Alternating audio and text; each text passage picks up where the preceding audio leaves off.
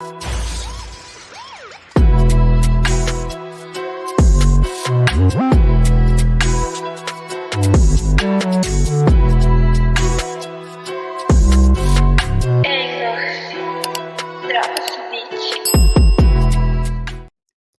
everyone, welcome to episode 5 of Missing Mondays here at Your Milk and Cereal, where we highlight missing person cases to help bring awareness. I'm your host, Ramira Arlilia, and this week we are continuing on focusing on several cold cases that I believe could have benefited from the Ashanti Alert had it been established before 2018. Let's dive in and see if you agree.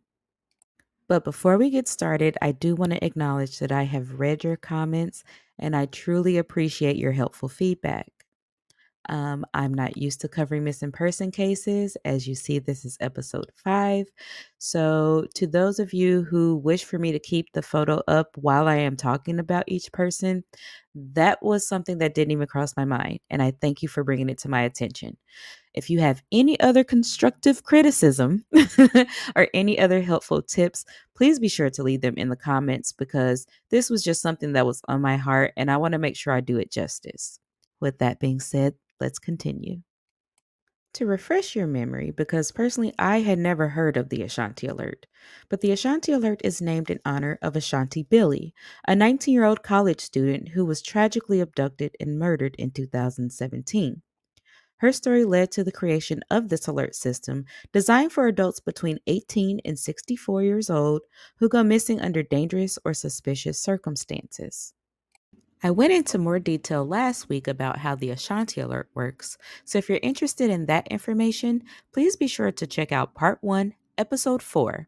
But right now, we are going to continue with these cases. I want to apologize in advance if I mispronounce this name because although it's a cold case, I could not find much information about her.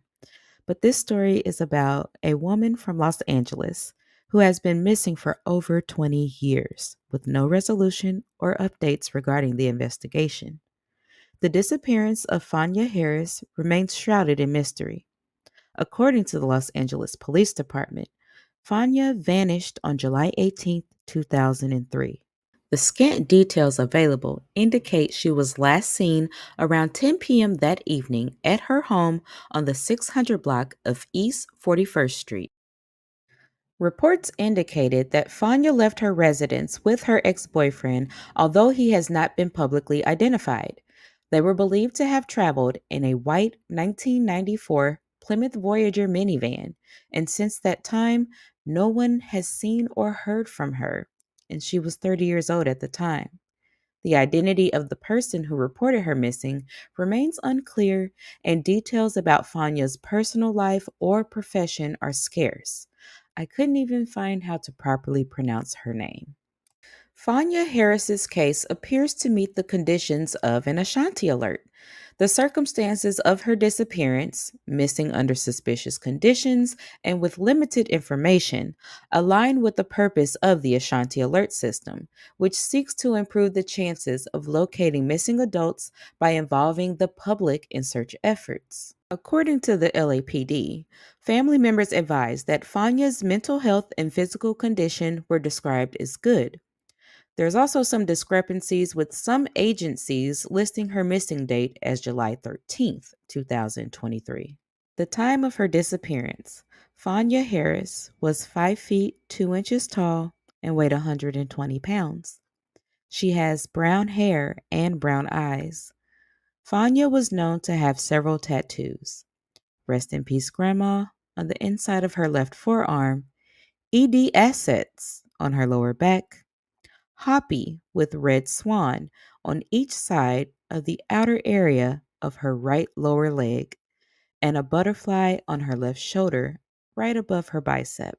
She was last seen wearing a black linen dress, silver hoop earrings, and brown platform sandals with a black purse. She would be 51 years old today.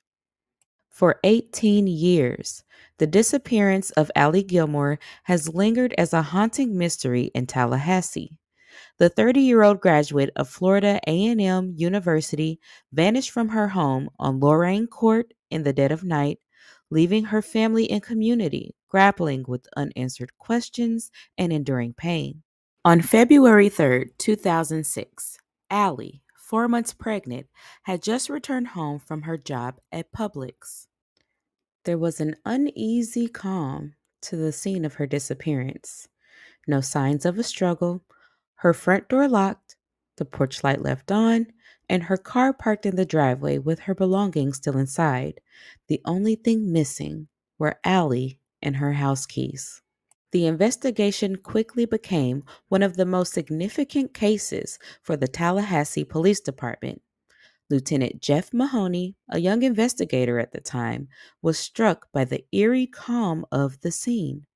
It was something eerie. I felt like something wasn't right, he said. Recently, a breakthrough emerged. Investigators have focused on Dwight Aldridge, now 43, whose cell phone was detected by towers near Allie's home on the night she disappeared.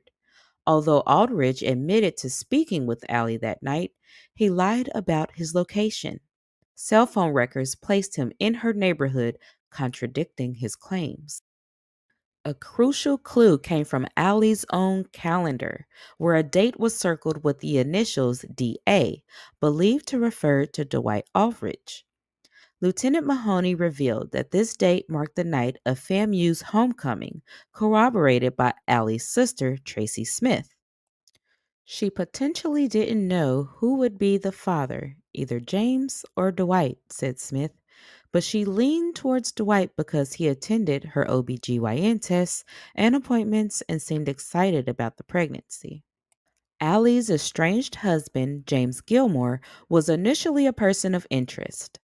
Despite his cooperation and passing a voice stress test, James had questions about the paternity of the child after Allie revealed the affair during a counseling session. We were going to work it out either way.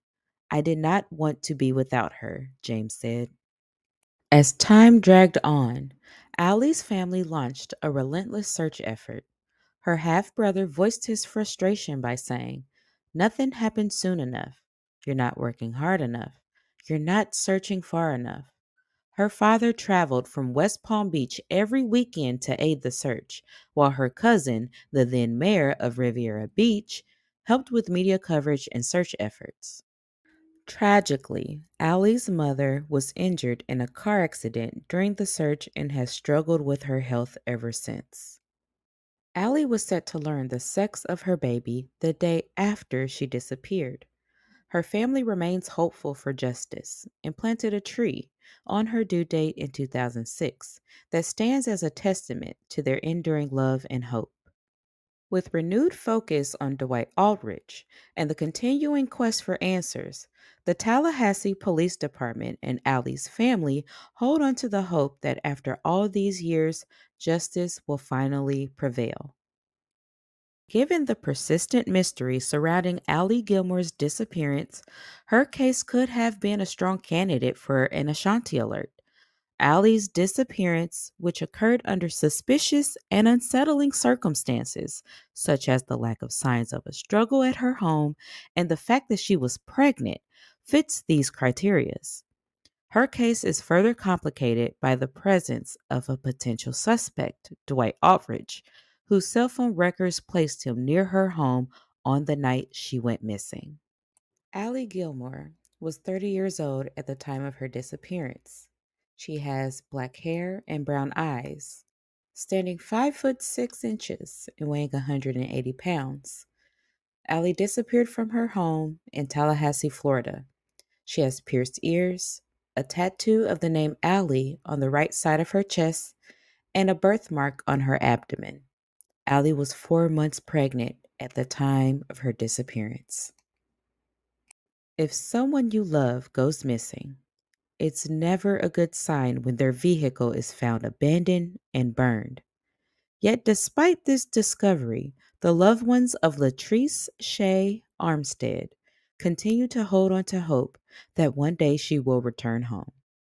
On the day she disappeared in July of 2012, Latrice was reportedly seen by witnesses twice in the company of her estranged husband, Tony Bledsoe. The couple had separated and, in the process of getting a divorce, a relationship marred by domestic violence. Not long before she vanished, Bledsoe struck Latrice so hard that he broke her jaw. At the time of her disappearance, her jaw was still wired shut from the injury. Just a few weeks before she went missing, Latrice stopped by her younger brother's shop for a quick visit. It was the last time anyone would see or hear from her. At 38 years old, Latrice was planning a move from Memphis, Tennessee, where she lived with Bledsoe, to St. Louis, Missouri, where she had the support of her family. She vanished before she could make that transition. 3 days before Latrice was last seen, her vehicle, a black Acura TL, was found abandoned and burned in a rural area in Clarksdale, Mississippi. Though it was in another state, Clarksdale is only about an hour away from Memphis. Latrice was a native of Crenshaw, Mississippi. Latrice's family says she has no history of leaving without keeping in contact, especially with her three young sons, who were struggling without their mother. She had recently traveled to St. Louis to visit relatives and had only returned to Memphis to pick up her youngest son. According to Latrice's brother, the baby boy really misses her because he and his mom were real close. They said that he always asks, "Where is my mom?" And they keep telling him that she's working. This was back in 2014. Her sister has said, "It's really hard from day to day just trying to cope and just not knowing." She is a very dedicated mother, which is why we raised the alarm immediately a few hours after her disappearance, because she usually calls and checks on her kids. Police quickly zeroed in on Latrice's estranged husband, Tony Bledsoe, as a suspect in her disappearance. Despite Bledsoe denying any knowledge of Latrice's whereabouts, authorities arrested him shortly after she went missing. Latrice had an order of protection against Bledsoe, and since witnesses placed them together on the day she disappeared, he was in violation of that order. A family friend said that he's always been a working man, got cars for sale, little things like that. "I haven't ever known anything domestic or nothing with Tony Bledsoe. I ain't never known it. It kind of shocked me too." As of 2024, it has been 12 years, and there is still no new information about where Latrice Shay Armstead is. Not only is she a diabetic, but she also required a special diet due to her jaw being wired shut. Latrice is approximately 5 feet 4 inches tall and weighs 150 pounds. She has dark brown hair and brown eyes, with a distinctive gold tooth on her right lateral incisor.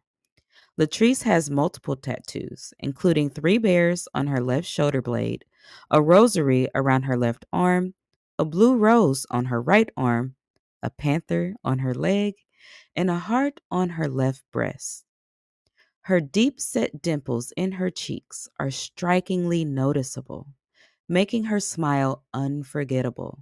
Latrice also goes by the name Shay. The Ashanti Alert system is a crucial tool in cases like Latrice Shay Armstead's, where the missing person's circumstances indicate a significant risk to their safety. The continued search for Latrice underscores the importance of mobilizing public support and ensuring that every missing adult receives the attention and urgency they deserve. Unfortunately, it wasn't until 2018 that the Ashanti Alert Act was signed into law. Far too late to help these missing individuals, and sadly, it was far too late for Ashanti herself. Yet their cases serve as a sobering reminder of the importance of this system. The Ashanti Alert is a vital tool to ensure that no missing person is overlooked due to their age, and it underscores the need for swift action and public awareness in situations like theirs. Even now, more than 20 years later, these families continue to search for answers, and the Ashanti Alert stands as a beacon of hope that future cases might not end up in the same unresolved heartbreak. Your support in sharing and spreading the word can make a huge difference.